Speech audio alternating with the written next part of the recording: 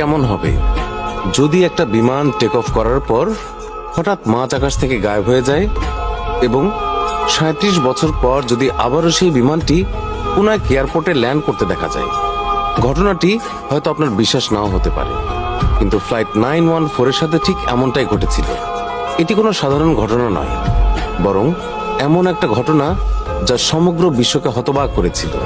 আমরা কথা বলছি Douglas DC-4 pan American flight 914 এর, যা 2 জুলাই 1955 সালে নিউ ইয়র্ক থেকে মায়ামির উদ্দেশ্যে রওনা হয়েছিল, কিন্তু কখনো সেটি তার গন্তব্যে পৌঁছায়নি। সকাল তখন 7টা। নিউ ইয়র্কের লাগুয়ার্ডিয়া বিমানবন্দরে আস্তে আস্তে ভিড় জমতে শুরু করেছিল।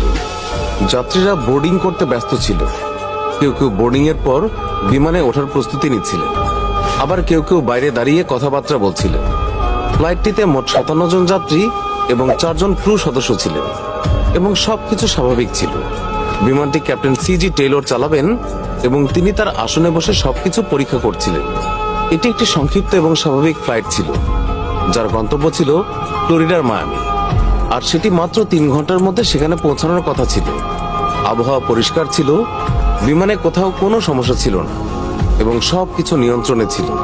ফ্লাইটটি সকাল ঠিক 9:55 উড্ডয়ন করে এবং কয়েক মিনিটের মধ্যেই এটি নিউ ইয়র্কের উঁচু ভবনগুলোকে পেছনে ফেলে আটলান্টিক মহাসাগরের উপরে পৌঁছে যায়। যাত্রীদের মুখে প্রশান্তি ছিল। কেউ জানালা দিয়ে বাইরে তাকিয়েছিল, কেউ খবরের কাগজ পড়ছিল, আবার কেউ কেউ মায়ামি পৌঁছানোর আনন্দে কথা বলছিল। কিন্তু কেউই জানতো না যে পরবর্তী কয়েক মিনিটের মধ্যে তাদের জীবন চিরতরে বদলে যেতে চলেছে।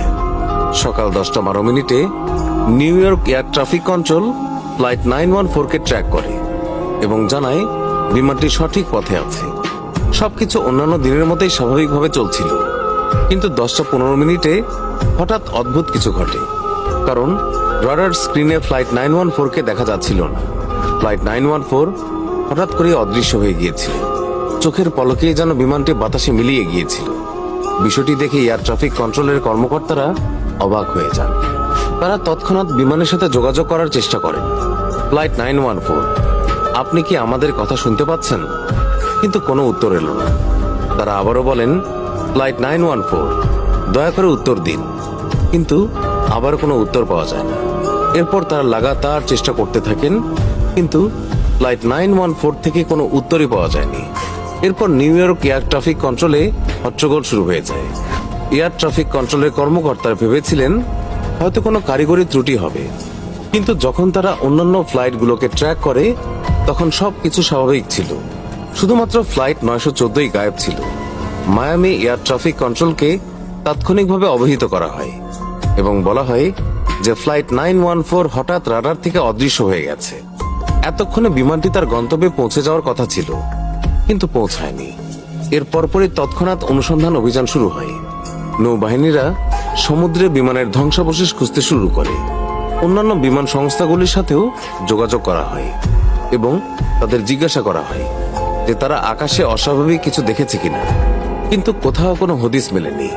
অনেক খোঁজাখুঁজি করেও যখন কোনো হদিস পাওয়া যায় না, তখন প্যান আমেরিকান এয়ারলাইন্স একটি বিবৃতি জারি করে যে ফ্লাইট 914 57 জন যাত্রী আর 4 জন ক্রু সদস্য নিয়ে রহস্যজনকভাবে নিখোঁজ হয়ে গেছে।